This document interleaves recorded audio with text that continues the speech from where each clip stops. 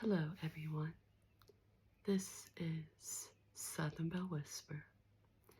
I hope you all are doing well this evening.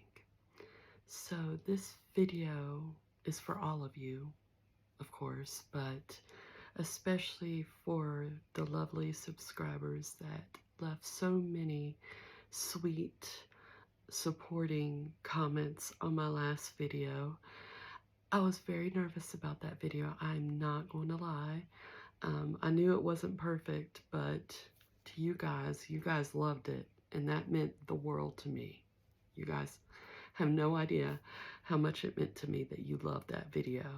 So, this video is going to be another lo-fi video. By the way, I turned my air conditioner on, but it's like 90 degrees outside. So if my face starts getting shiny, I'm sorry. I'm very sorry about that, but this is going to be another DVD show and tell. But in this video, well, let's just say this. I've been a hopeless romantic for as long as I can remember. I lived on movies like Sleepless in Seattle, Sweet Home Alabama, whatever. I love romance. I've always been a hopeless romantic, and today would have been my 11-year wedding anniversary. Now, I don't say that to say, oh man, I'm going to think about all the good times and reminisce and grieve a little bit. No. If anything, it just makes me feel like a failure because a little bit, because I've always thought when I get married, it's going to be forever. I always said I didn't believe in divorce, but, things happen. People show their true colors. Poop hits the fan, and then, it's nothing you can do. It happens. But I blame my hopeless romantic mind for putting me in that predicament to begin with. But I love me some romance. I still, to this day, love romance. This can be any of the movies. It can be let's see what all I got here. It can be any certain type of movie, whether it be a musical or a comedy, a drama, as long as there is some romance included. Some movies that I don't have that contain romance, Sound Music is my favorite musical of all time. I love that movie. The Parent Trap. Well, I do have that one, but I've showed in so many videos. I'm like, I'll ixnay on that one. Silver Linings Playbook. I love that movie. I've been wanting to tell David about it because he deals with anxiety. And I've been wanting to tell him about that movie because I love that movie. And, but I've been too shy to, but it's okay. But let's see, Silver Linings Playbook. What else? There's so many romance movies. I don't have Sleepless in Seattle. I wish I did. Think. Okay, that's the only ones I can think of right now. So let's get into the DVDs.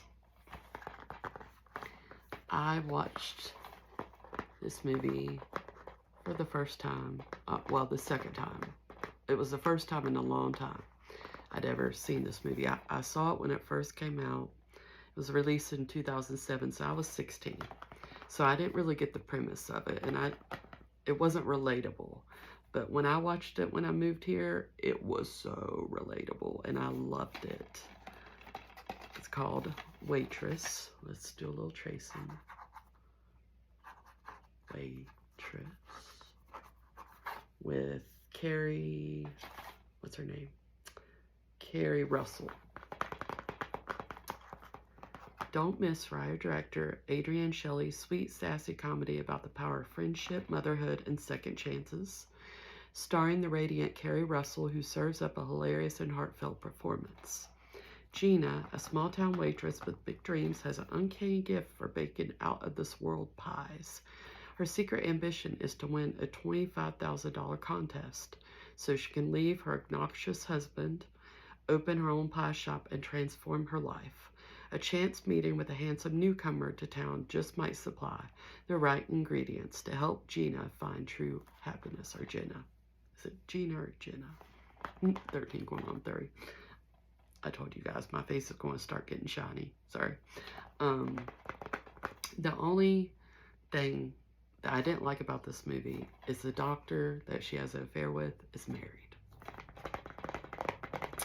But other than that, it's a great movie. Great movie. It makes you hungry. She cooks pies throughout the whole movies, and she tells you the ingredients and everything, and it'll make you hungry. But the ending is my favorite part, where she tells her husband where he can go. Like, it's great. I don't want to give too many spoilers, but I could actually watch this movie again and probably enjoy it just as much. Waitress. This one, I watched a lot of romantic movies when I was growing up, but this was one of my favorites growing up. It was released in 1992, but I think I was like 5 or 6 years old when I watched it for the first time. This is my first Sandra Bullock movie that I ever watched. Speed may have been the first one, but I can't remember that movie. It's been so long since I watched it. Jay doesn't like Sandra Bullock. I was like, okay, I'm no longer your friend. No, not really, but this is Love Potion number 9 with Sandra Bullock and Tate Donovan. If you don't know who Tate Donovan is, he voices Hercules in the Disney film Hercules. I love that movie. That's another romance that I love. I love the song in that movie. I Won't Say I'm in Love, or yeah, that's one of my favorite Disney songs. I love Meg. Okay. In this charming romantic comedy, a brilliant but lonely biochemist gets a mysterious potion from a gypsy who guarantees it will turn his life around.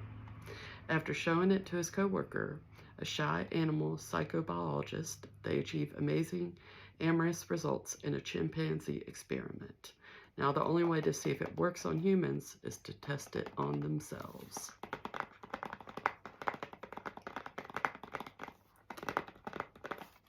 This is just a really cute movie, and there's great chemistry between Sandra and Tate because they were engaged when this movie was being produced, shot, whatever. So the chemistry is off the charts. It's really, really cute. And the premise is different. I like different movies like that.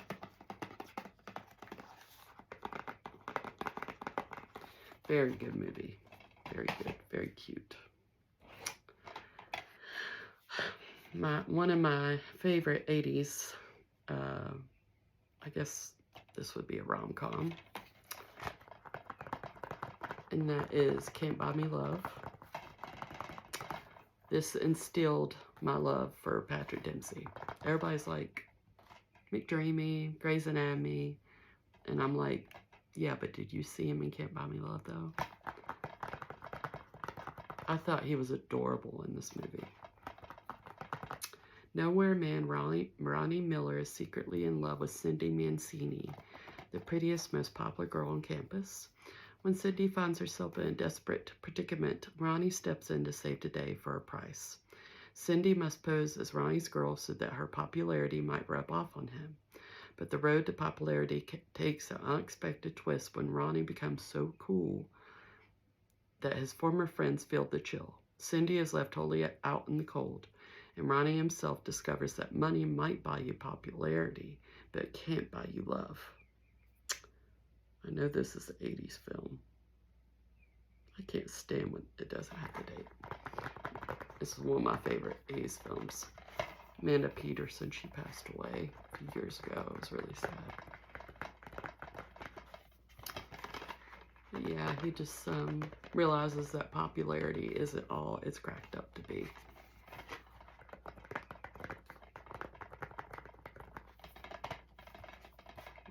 Very good 80s film. 80s were the best. I was 13 years old when this movie came out. So my hormones were raging, and I remember watching the video for She Will Be Loved for the first time when I was 13. And I had the biggest crush on Adam Levine for the longest time because of that video. But when this movie came out, I was the same age. And the man in this movie, I still to this day say he is one of the sexiest men alive. And that is A Cinderella Story. This instilled my obsession with Chad Michael Murray and Hilary Duff. I was pretty obsessed with Hilary Duff when I was growing up as well. I loved Raise Your Voice. I loved the Lizzie McGuire movie. But this is probably my favorite. Substitute a cell phone for glass slipper, a convertible for a two-door pumpkin, in an LA suburb for a kingdom far, far away, and what do you get? A happily ever laughter twist on the Cinderella tale. Sam scrubs floors at a diner, copes with her wicked stepmother and stepsisters, and dreams of going to Princeton, the perfect spot for a would-be princess to find a prince. But maybe she has a Prince Charming already. Her anonymous email buddy, who is played by Chad Michael Murray, Austin Ames, who arranges to meet her at the Halloween dance. Sam panics when the mystery man turns out to be the coolest guy on campus. Can he love a girl not part of the in crowd? Can fairy tales come true? Only if Sam stands up for herself and turns her dreams into reality. So yes, gosh, I love this movie. I know Hilary Duff's acting is a little cringy during this movie, but I love the ending. I love when she stands up for herself. I love the song at the end, May Angels Lead You In. I love that song. And I love me some Chad Michael Murray, you guys. Love him. I love One Tree Hill. I loved him in Freaky Friday. I don't know how to feel about the second one. I saw the trailer just like the rest of you guys. I was like, oh, I don't know. But I might give it a shot just because it's been so long since the first one came out. But yeah, I love me some Chad Michael Murray. So, A Cinderella Story. This is another one that I watched growing up. Now, when I say growing up, I mean when my mom would watch the movies, I would sit with her and watch them. And it kind of started an obsession with Ashley Judd. Because I loved her in this movie. I loved her in Where the Heart Is. She was in a movie called Simon Birch, if you guys have ever seen that movie. I can't watch it to this day because it was so depressing. But she was in that movie. But yeah. But this is Someone Like You. It's got Ashley Judd, Greg Kinnear, and Hugh Jackman. People are really hating on him right now. Him and his divorce and everything. Ashley Judd brings irresistible fun to this sassy romantic comedy about a young woman looking for Mr. Right in all the wrong places. Jane Goodall is a talk show talent scout whose shaky love life drives her to study the curious mating habits of the male animal. Sexy complications ensue when her research turns into a revered love guru and lands her smack in between hunky heartthrobs Hugh Jackman and Greg Kinnear. So, pretty much, oh, sorry, I gotta move a little bit. Okay. Pretty much, she works in an office. Greg Kinnear, his name is Ray in the movie. He's a new guy. And she falls for him immediately. Like, as soon as she sees him, she falls for him. And Hugh Jackman is Eddie. They work together, and they're like enemies. They're not really friends. And he's like a lady killer. Sleeps around a lot. And I don't want to tell you too much just in case you've never seen it. I'm really becoming... Hold on. I'll be right back. I turned off the air conditioner so the white noise wouldn't bother you guys, but I don't know what would bother you more, me getting all shiny or the air conditioner. It's okay.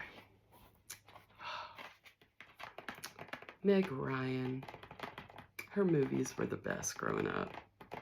She was like, especially with her and Tom Hanks. But I watch this movie every New Year's, and that is When Harry Met Sally. I never would have thought that Billy Crystal would play such a great love interest. But I was wrong. Will sex ruin a perfect relationship between a man and a woman? That's what Harry and Sally debate during their trip from Chicago to New York. 11 years later, they're still no closer to finding the answer. Will these two best friends ever accept that they're meant for each other, or will they continue to deny the attraction that's existed since the first moment when Harry met Sally? I might have to put, what's it called, a filter on this video. I might do that because it is getting really hot in here. I'm so sorry. I'll put like a gray filter for you guys because I'm getting hot. Not gonna lie. This is another 80s film that I love. I love the ending to this movie. It's so sweet. One of the best declarations of love I've ever seen. And I love that they were best friends for like 13 years. That's the best way to go about it, you guys. Be friends first. Okay. This one, every time I watch it, it makes me cry my eyes out. There are only a few drama romances that really make me cry. And that is The Fault in Our Stars and The Bridges of Madison County. This is my favorite Clint Eastwood movie. I don't know if it's my favorite Meryl Streep because I love her as an actress. I love her in Kramer versus Kramer. I love her in this movie. I love her in Devil Wears Prada. She's one of my favorite actresses. But this is definitely my favorite Clint Eastwood movie. It was released in 1990, hold on, 1992? No, hold on. Early 90s, whatever. I remember watching this for the first time with my grandmother and my mom. And even at such a young age, I still cried at the end. World-traveling National Geographic photographer Robert Kincaid and Iowa housewife Francesca Johnson aren't looking to turn their lives upside down. Each is at a point in life where expectations are behind them. Yet 4 days after they meet, they don't want to lose the love they've found. So Francesca is like a housewife. She had like a, what's it called? The marriage. Oh my gosh. She doesn't really love her husband. It was like, I think to get a green card or something. So she never really loved him, but she has 2 kids with him. And she's married to him. He's like a farmer, and he takes the 2 kids and they go off to like this horse show. And Clint Eastwood, our Robert, is a photographer. He goes around and takes pictures of bridges in certain cities. And they start a really steamy love affair. But she's never experienced passion before. She's never experienced love before in her life. So I don't really blame her. You know, if you've never felt passion for somebody or real true love, it's kind of hard not to be tempted. But this movie, man, just in case you've never seen it, please watch it. Please watch this movie. It's so good. It's heartbreaking and romantic, but it's good. Love this movie. Okay, so going in a totally different direction. This movie came out in, hold on, I know it's on here, 2011. So I was 20, and we took my niece to go and see this, and so funny. So that is Crazy Stupid Love.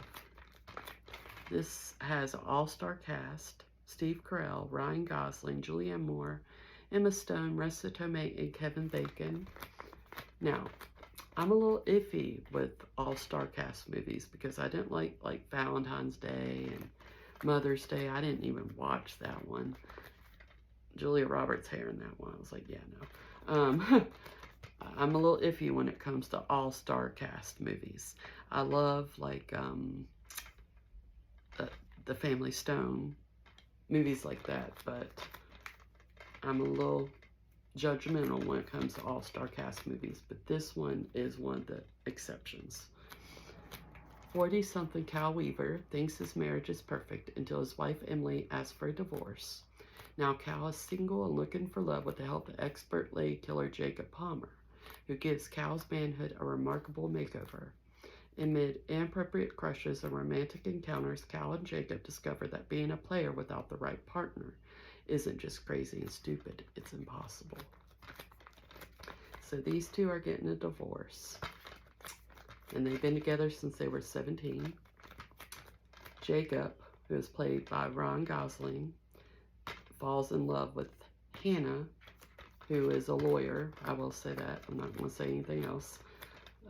But he falls in love for the first time in his life with Hannah. And there's a very good kiss scene in this movie. I really like the kiss scene. But the plot twist at the end of this movie, me and my mother and my niece were not expecting that plot twist. We're not expecting it at all. And it was so freaking funny. So funny. I love Crazy Stupid Love. I do. I really do. I could watch it over and over. Okay. Now, this movie.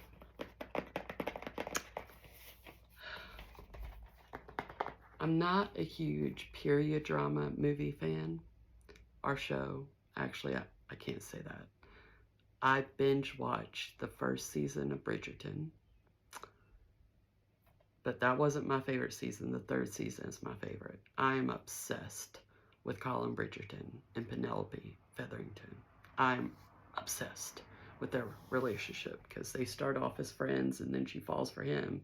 And then the third season he falls for her and it's like a whole thing. And I'm just like, oh, I love it. I love it. But I'm not a huge fan of period dramas. I love Jane Eyre. But I do love this one. Pride and Prejudice. My niece loves this movie. She actually had a birthday party that was Pride and Prejudice team party themed. This movie was released in 2005, and Keira Knightley was actually nominated for Best Actress for this movie. One of the greatest love stories of all time, Pride and Prejudice, comes to the screen. A glorious new adaptation starring Keira Knightley. When Elizabeth Bennet meets a handsome Mr. Darcy, she believes he is the last man on earth she could ever marry.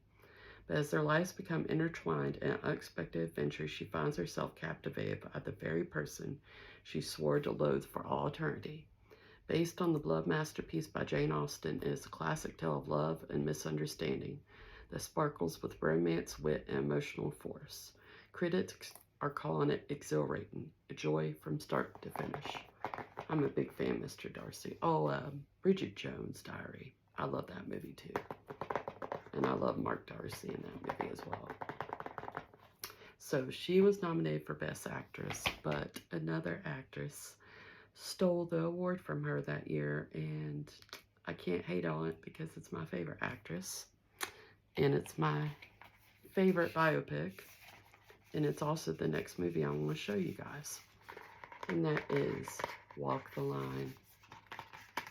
I love this movie, and I love that I found this edition at my local pawn store. It's so pretty. I love the love story between Johnny Cash and June Carter. But yes, this movie was released in 2005. This is the only movie that I've ever pre-ordered in my life because I knew how wonderful it was going to be. Me and my mama didn't get to go see it in theaters, and I don't know why, but it's the only movie I've ever pre-ordered in my life because we knew how amazing it was going to be. I'm very shocked that Joaquin Phoenix did not get nominated for this movie. Very shocked. But Reese Witherspoon is amazing, and this movie is June Carter. You couldn't have picked a better actress to play June Carter, that's for sure. So yes, love, love Walk the Line. Love it.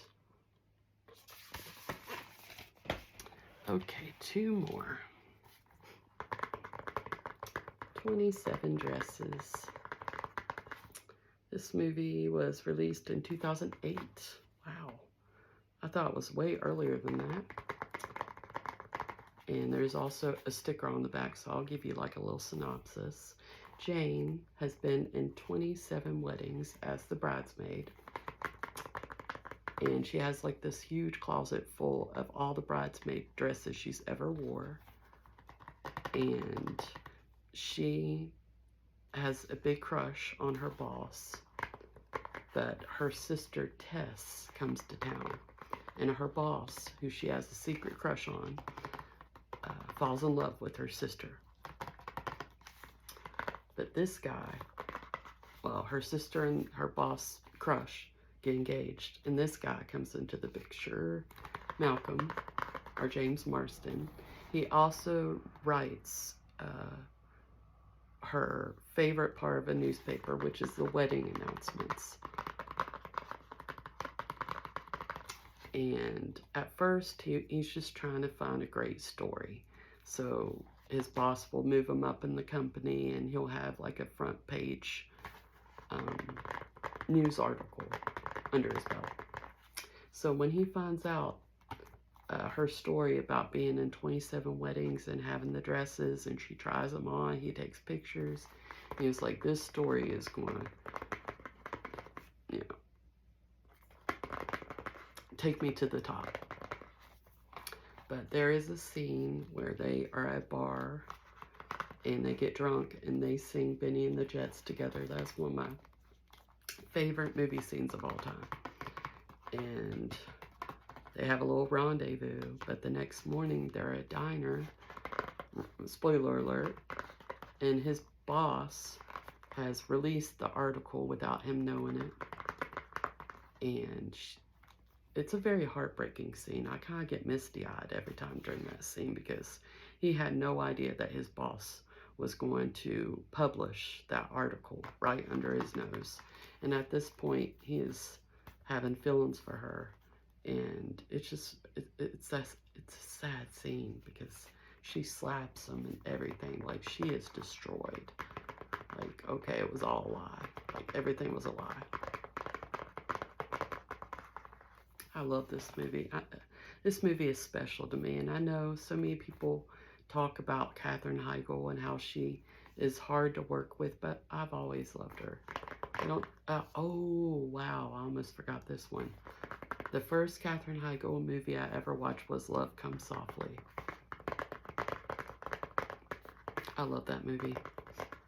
But that was the first Katherine Heigl movie I ever saw, and I've loved her ever since.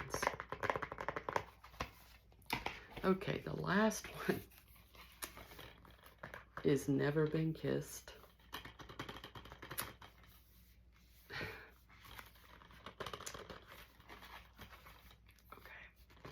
I'm just going to give a little synopsis instead of reading the back.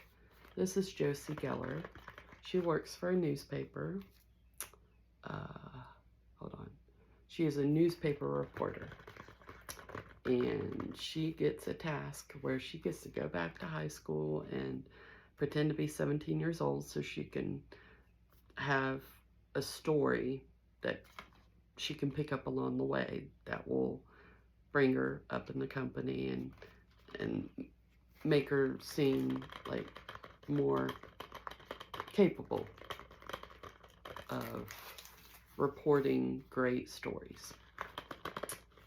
So she goes back to high school, but she has these flashbacks of when she was in high school. And she was a total nerd in high school. They called her Josie Grossie. And so she's having like this PTSD flashbacks of high school during this whole time. And she has a teacher who is played by Michael Vartan. His name is Sam. And right at the beginning, I think she gives the answer to a question he asked. And he was like, "Are you sure you're 17? But I will say this. I used to love the kiss in this movie. I still do. I gotta say, I still do. At the end of this movie. But I recently watched an interview from long ago with Michael Vartan in the Critics. And he was talking about the kiss. And he said, when I went up to kiss her, I was not expecting her to really kiss me, like, you know, shove her tongue down my throat and really kiss me. And he said that he got excited and had to call cut immediately because he had to compose himself. And I was like, man, did you really have to say something like that? It kind of ruined it for me, I'm not gonna lie, because I love the kiss in this movie. Like, that is the dream right there. I don't want you to say a word. I just want Beach Boys to be singing and you come up to me and kiss me. Don't even say a word. Just do it.